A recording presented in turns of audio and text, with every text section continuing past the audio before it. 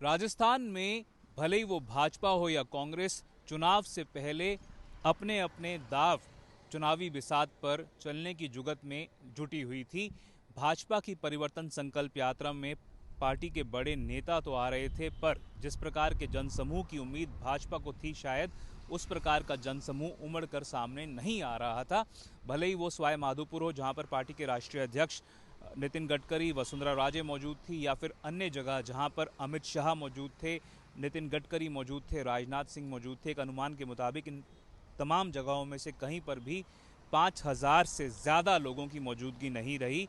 भाजपा की शायद उम्मीद थी कि वो प्रदेश के अशोक गहलोत सरकार के खिलाफ अपने संदेश को लेकर बड़े तरीके से लोगों के बीच जाएगी, पर शायद भाजपा के लिए एक बड़ा चिंता का कारण बन सकता है कि किस तरह से उसकी रैलीज में या पब्लिक मीटिंग्स में जिस प्रकार के जनसमूह की उसको उम्मीद थी, वैसा जनसमूह उमड़कर सामने नहीं आ रहा था। पार्टी ने अपने बड़े नेताओं को मैदान में उतारा है। राजस्थान में पहले ही अमित शाह से लेकर पार्टी के बाकी के और कई बड़े नेता, जिसमें रक्षा मंत्री राजनाथ सिंह, नितिन गडकरी शामिल हैं, पूर्व मुख्यमंत्री वसुंधरा राजे शामिल हैं। ये तमाम नेता पार्टी के अलग अलग जगहों पर परिवर्तन संकल्प यात्रा में मौजूद रह रहे थे, पर जिस तरह से पार्टी की कवायद चल रही थी कि वो भ्रष्टाचार, परिवारवाद, तुष्टीकरण, महिलाओं के खिलाफ अत्याचार और शोषण के मामलों को लेकर अशोक गहलोत सरकार को घेरे और लोगों तक अपने मैसेज को बड़े तरीके तक से लेकर जाए, उसमें कहीं ना कहीं भाजपा की जो अभी तक की कवायद है वो शायद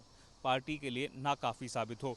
वहीं दूसरी तरफ कांग्रेस की अगर बात की जाए तो कांग्रेस के राष्ट्रीय अध्यक्ष मल्लिकार्जुन खड़गे कल भी भीलवाड़ा के गुलाब शहर पहुंचेंगे। वहां पर वो एक पब्लिक मीटिंग को संबोधित करने का उनका प्लान है। उस मीटिंग में राजस्थान के मुख्यमंत्री अशोक गहलोत, राजस्थान के विधानसभा के अध्यक्ष सीपी जोशी समेत पार्टी के प्रदेश अध्यक्ष गोविंद सिंह डोटासरा और सुखजिंदर सिंह रंधावा की मौजूदगी हो सकती है। पार्टी की कवायद है कि इस चुनावी साल में अपने संगठन को मजबूत करे और टिकट डिस्ट्रीब्यूशन को इस तरह से करे ताकि आपसी लड़ाई और मनमुटाव कम से कम हो।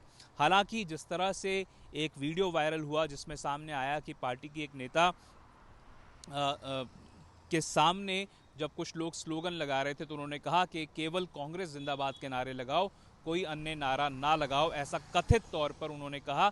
तो इस प्रकार की जो बातें सामने आ रही थी उससे साफ है कि पार्टी के अंदर जो कवायद है टिकट डिस्ट्रीब्यूशन को लेकर, अलग अलग गुटों को साथ में लेकर, उसकी तरफ उसको साफ तौर पर एक खासा चैलेंज फेस करना पड़ रहा है। जहां तक पहले की बात की जाए, अगर जिस तरह से पार्टी के अंदर कई बड़े जो गुटबाजी की बात सामने आ रही थी, अशोक गहलोत गुट बनाम सचिन पायलट गुट, वैसी वाली बात फिलहाल नज़र नहीं आ रही है। पर शायद ये शांति जो है कांग्रेस के अंदर, वो तूफान से पहले की शांति हो सकती है। सचिन पायलट क्यों चुप हैं, क्यों वो पहले की तरह जिस तरह से राजस्थान के मुख्यमंत्री अशोक गहलोत को या प्रदेश की कांग्रेस सरकार को घेरने में लगे हुए थे, वो क्यों नहीं कर रहे हैं, वो शायद किसी का भी गैस हो सकता है।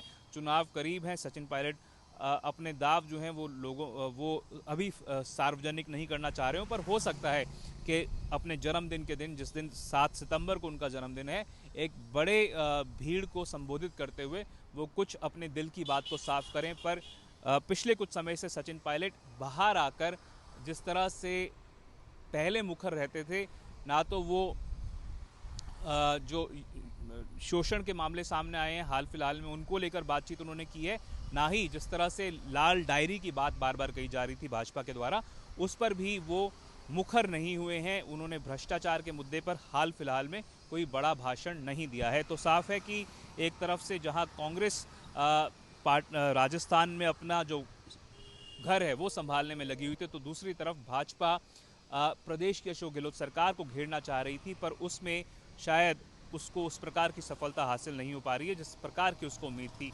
वहीं आम आदमी पार्टी भी मैदान में कूद चुकी है। अरविंद केजरीवाल जो पार्टी के राष्ट्रीय संयोजक हैं और पंजाब के मुख्यमंत्री भगवंत मान जो कि राजस्थान में आकर सभा संबोधित कर चुके हैं पहले, और उन्होंने टाउन हॉल को भी संबोधित किया। उसमें उन्होंने 6 गारंटियों की बात की। उन्होंने कहा कि अच्छी शिक्षा, अच्छा स्वास्थ्य की जो गारंटी है वो देते हैं। भगवंत मान ने कहा कि 650 से ज़्यादा ये 650 जो हैं वो मोहल्ला क्लिनिक वो पंजाब में खोल चुके हैं, और उसी प्रकार की गारंटी वो राजस्थान में भी लोगों तक अच्छी शिक्षा, अच्छे स्वास्थ्य के पहुंचाने की वो करते हैं।